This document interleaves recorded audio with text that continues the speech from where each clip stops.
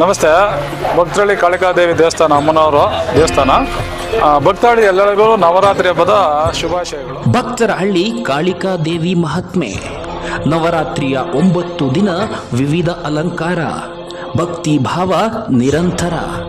ಅಭಿಷೇಕ ನೋಡುವುದೇ ಚಂದ, ದೀಪಾಲಂಕಾರ ಮೆರವಣಿಗೆ ಭಕ್ತಿಯ ಸಾಗರ.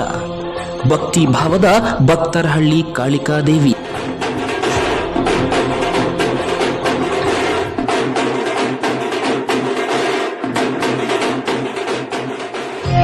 ಆಮೇಲೆ ನವರಾತ್ರಿ ಹಬ್ಬ ಆದ್ಮೇಲೆ ಇಲ್ಲಿ ಉತ್ಸವ ನಡೀತೆ ಅಂತ ಹೇಳಿದ್ರು.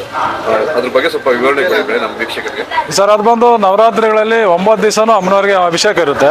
ಬಂದಂಥ ಭಕ್ತಾದಿಗಳು ಅಮ್ಮನವ್ರಿಗೆ ಅಭಿಷೇಕನೂ ಮಾಡ್ಬೋದು. 9 ದಿವಸನೂ 9 ರೀತಿಯಾದ ಅಲಂಕಾರಗಳಿರುತ್ತೆ. ಅಕ್ಟೋಬರ್ 13ನೇ ತಾರೀಕು ಭಾನುವಾರ ಇರೋದ್ರಿಂದ ಅವತ್ತು ವಿಜೃಂಭಣೆಯಿಂದ ಅಮ್ಮನವರ ಮೆರವಣಿಗೆ ಇರೋದ್ರಿಂದ ತಂಡೋಪತಂಡವಾಗಿ ಭಕ್ತಾದಿಗಳು ಆಗಮಿಸುತ್ತಿದ್ದಾರೆ. ದೀಪಗಳು ಮತ್ತು ಅಮ್ಮನವ್ರ ಮೆರವಣಿಗೆ ಬೆಳಗ್ಗೆಯಿಂದ ರಾತ್ರಿ ತನಕ ಊಟದ ವ್ಯವಸ್ಥೆ ಖಂಡಿತ ದಿನ ಇರುತ್ತೆ. ಪ್ರತಿ ದಿವಸ ಇಲ್ಲಿ ಅಮ್ಮನವರ ಆಶೀರ್ವಾದದಿಂದ ಪ್ರತಿ ದಿವಸ ಊಟದ ವ್ಯವಸ್ಥೆ ಇರುತ್ತೆ. ಹಾಗಾಗಿ ಇಲ್ಲಿ ಅವತ್ತೊಂದು ದಿವಸ ವಿಶೇಷವಾಗಿರೋದ್ರಿಂದ ಸಂಜೆ 6 ಗಂಟೆಗೆ ಬೆಳ್ತೂರು ಮುರಳಿ ಅವರ ವಾದ್ಯಗೋಷ್ಠಿಯಿಂದ ವಿಜೃಂಭಣೆಯಿಂದ ಅಮ್ಮನವರ ಮೆರವಣಿಗೆ.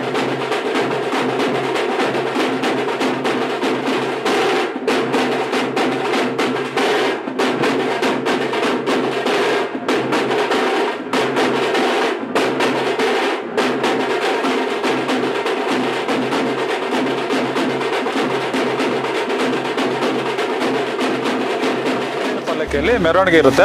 ಸಂಜೆ 6 ಗಂಟೆಗೆ ಭಕ್ತರಳ್ಳಿ ಗ್ರಾಮದಲ್ಲಿ ಪ್ರಮುಖ ಬೀದಿಗಳಲ್ಲಿ ಅಮ್ಮನವರ ವಿಜೃಂಭಣೆ ಮೆರವಣಿಗೆ ಇರುತ್ತೆ. ಹಾಗಾಗಿ ಭಕ್ತರಳ್ಳಿ ಗ್ರಾಮಸ್ಥರು ಕಾಳಿಕಾದೇವಿ ಅಮ್ಮನವರ ಕೃಪೆಗೆ ಪಾತ್ರರಾಗಬೇಕೆಂದು ವಿನಂತಿಸಿಕೊಳ್ಳುತ್ತೇನೆ. ಹಾಗೂ ಭಕ್ತಾದಿಗಳು ಸಹ ಅಮ್ಮನ ಕೃಪೆಗೆ ಪಾತ್ರರಾಗಬೇಕೆಂದು ವಿನಂತಿಸಿಕೊಳ್ಳುತ್ತೇನೆ.